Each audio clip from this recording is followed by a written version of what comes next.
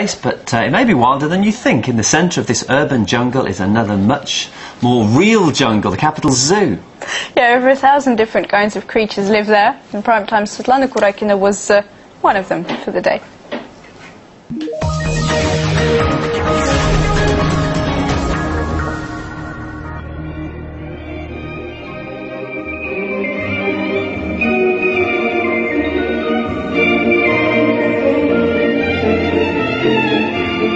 An animal kingdom in the heart of Moscow.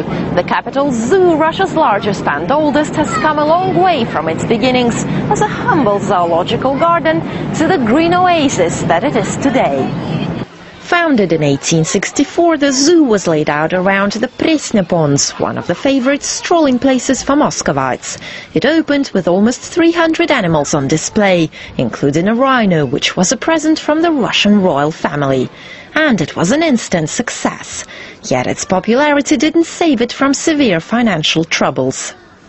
To make things worse, in 1905 the zoo found itself at the very center of mass unrest and street fighting that erupted in the city. Many of its buildings were damaged and some of its animals were killed. When the Bolsheviks came to power, the zoo got a new life. Funding poured in, and in the 1920s its territory almost doubled in size.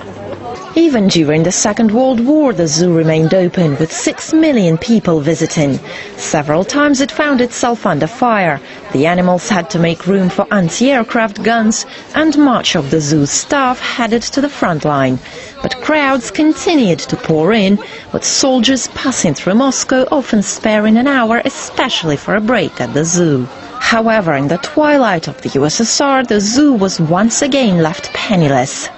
The state of disrepair was so bad that frogs from the terrarium happened to fall on the heads of the tigers housed below.